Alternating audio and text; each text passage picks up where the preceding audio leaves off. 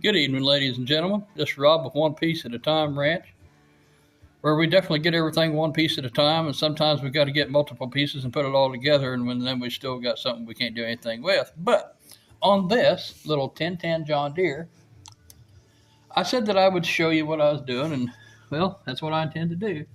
So that right there, I don't know if I can do this or not because I'm kind of crappy at it. So maybe you can watch, maybe you can't. I don't know.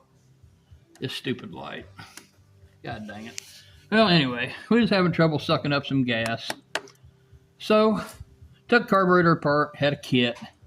Discovered that the front two screws here and the carburetor were pretty darn loose. And from the looks of the gasket, I think it might have been sucking some air. So, took it apart, cleaned it. It looked like it had already been boiled and overhauled and done some things with. All the parts looked new, but the air fuel mixture screw was kind of marred up.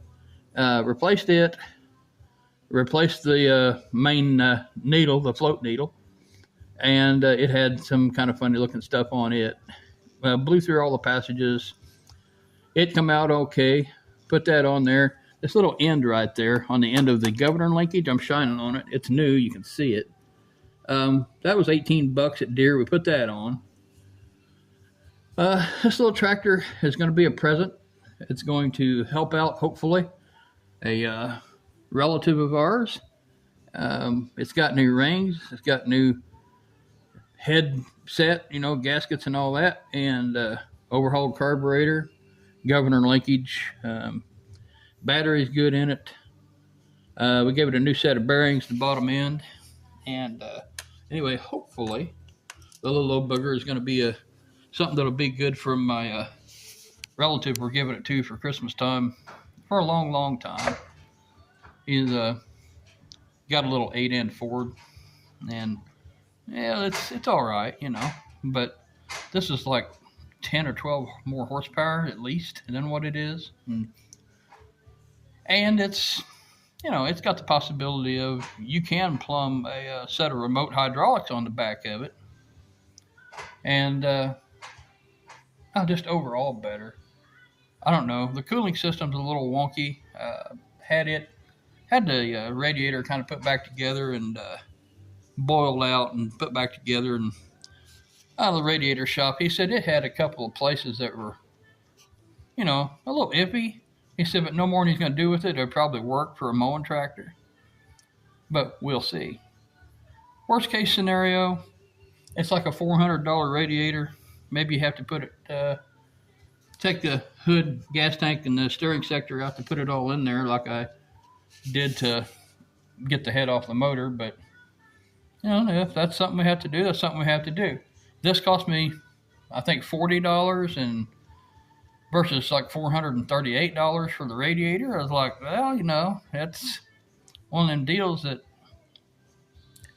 yeah, we're just going to go with the radiator rebuild, in quotations, right now, rather than spend the $400 and some dollars. It's not that I don't care for my relative that this is going to. It's just that, well, that's $400 is a lot of damn money, So anyway, I know it's not all restored or anything, but it's going for a good cause, and I think it's going to be a good little tractor. It runs good. It starts good.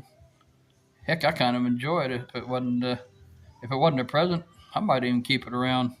And I like red tractors. But if I was going to keep it, I would rather that it was a 4010 instead of a 1010 or a 3010 diesel. I like the John Deere 3010 diesel and 4010 diesel. This is my first experience overhauling or doing any work around a 1010 or 2010 tractor. And for as long as I've been told how junky they are, or hard to work on, or whatever, I kind of like the thing. It's not hard to work on. It's just, the parts are smaller. It's not really hard. It's got a Marvel carburetor, a lot like some of your Fords or Alice Chalmers or Molines. But, there's a reason the replacement carburetors for 3010s and 4010 gases go to a Zenith. Because they're better, in my own opinion. And anyway, let's see, I'm trying to think of anything else to tell you. It had a gas leak at the sediment bowl. It was just a packing nut on the on-off valve. I held the valve and tightened the packing nut a half a turn, and that stopped that.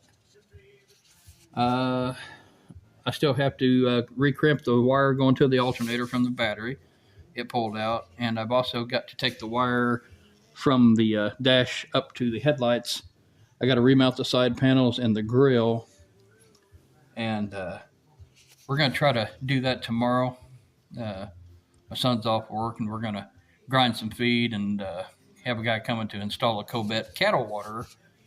So anyway, in the midst of all that, we're going to see if we can finish it up tomorrow, and we'll be getting it up there to him, you know, maybe even a little bit before Christmas, because you and I, neither one know what it's going to bring weather-wise in the next few days. So we might have the best time right now in the state of Missouri to get all that done, even though the high is going to be about 37 or 42 or something for this week. It might be the best time because we might not see that warm again between now and March 15th. If it decides to turn off winter time. I hope we have a pretty mild winter. But if we had a little snow here and there, that's going to be all right. We need it. We need the moisture, and it's just kind of the natural cycle. But the older you get, the more you hate the dang snow. And if y'all don't mind hitting that subscribe button on the way out, I would sure appreciate it. Don't be a stranger, all right?